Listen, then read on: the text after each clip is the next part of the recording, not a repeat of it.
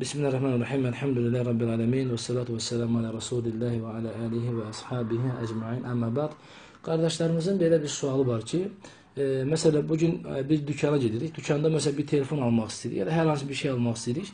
Bizim nağdı ona verecek bir pulumuz yoktur. Mesela 100 dolardır. Pulumuz yoktur 100 dolar verip almağa. Ama mesela dükkancı deyir ki, markette deyir ki, firma deyir ki, mesela telefon firmasıdır, bir şirketidir. Biz bunu size mesela 1 ile 6 aya verebiliriz ama bunun 100 doları yok, 150 dolar olacak kıymeti. Ama 150 dolar nisye olarak biz size versek, o zaman her ay bu kadar para vereceksiniz. Lakin vaktinde ödemeseniz, zamanında parayı ödemeseniz bunun üzerine faiz gelecektir. Böyle bir alışveriş etme caiz midir? Caiz değil mi? Cevap olarak evet. Diyoruz ki böyle bir alışveriş etme caizdir. Bazı alimler ihtilaf etmişler ama bizim araştırdığımız son netice olarak hasaten de Hanbeli mezhebine göre yani böyle bir şart üzerine alışveriş etmek nedir? Yani şer'an caizdir. Bu o alışverişi batıl etmez. Böyle bir alışveriş ise nedir? Haram değildir. Bundan dolayı siz eğer kesin ve kesin zamanında ödeyeceğinize karar veriyorsanız, zamanında her ay yani geçmeyecek diye bir karar veriyorsanız,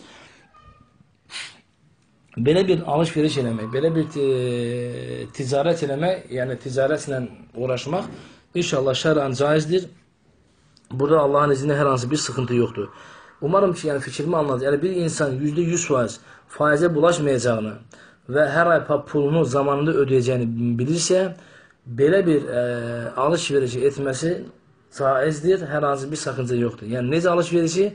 Bir malın iki kıymeti var. Nağdı pul 100 dolardır, nisi 200 dolardır. 200 dolar aylara bölür. Eğer vaktinde ödesen senden bir şey istemir. Lakin vaktini geçsen sen neredeyse 200 doların üzerine her ay belli bir artım faiz gelecektir. Eğer sen bunu zamanında ödeyeceğine razısansa da ve ödeyeceğine güvenirsense de özünün böyle bir sıkıntı yaranmayacağını görürsen yahut da ki adamın demesi ki 2 ay 3 ay sen ödemezsen sonra seni mahkemeye verecek. Yani bütün bunlar hamısı nedir? Gelecekte olan yani olmayacak bir şeyin üzerine yani şartname yani bizim fıkıh ilminde hasaten de dediğimiz kimi Hanbeli alimlerinden de dediği kimi böyle bir alışveriş etmek caizdir. Burada bir sakınca yoktur.